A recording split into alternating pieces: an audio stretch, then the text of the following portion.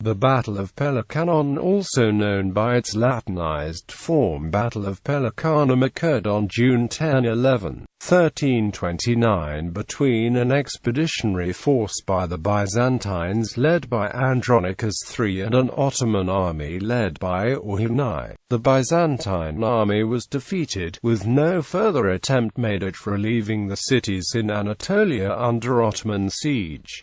Clash and outcome. By the accession of Andronicus in 1328, the imperial territories in Anatolia had dramatically shrunk from almost all of the west of modern Turkey 40 years earlier to a few scattered outposts along the Aegean Sea in a small core province around Nicomedia within about 150 kilometers of the capital city Constantinople. Recently the Turks had captured the important city of Prusa in Bithynia. Andronicus decided to relieve the important besieged cities of Nicomedia and Nicaea and hopefully restore the frontier to a stable position. Together with the Grand Domestic John Cantacuzene, Andronicus led an army of about 4,000 men, which was the greatest he could muster along the Sea of Marmara towards Nicomedia. At Pelekanon, a Turkish army led by Orhan I had encamped on the hills to gain a strategic advantage and blocked the road to Nicomedia. On the 10th of June, Orhan sent 300 cavalry archers downhill to lure the Byzantines into the hills, but these were driven off by the Byzantines, who were unwilling to advance further. Then belligerent armies engaged in a couple of indecisive clashes until nightfall and the Byzantine army prepared to retreat, but the Turks gave them no chance.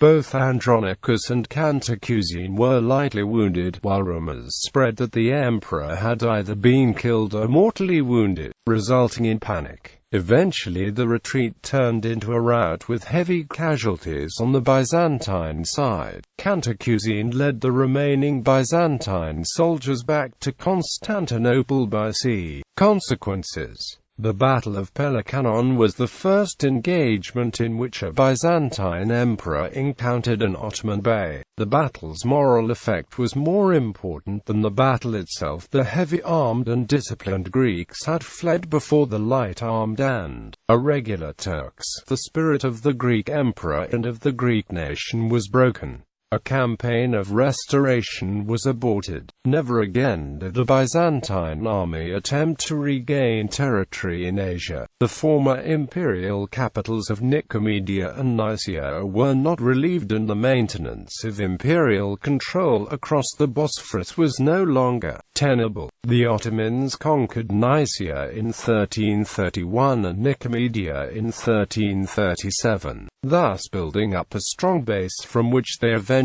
swept away the Byzantine Empire as a whole. The inhabitants of Nicaea and Nicomedia were quickly and willingly incorporated into the growing Ottoman nation, and many of them had already embraced Islam in 1340.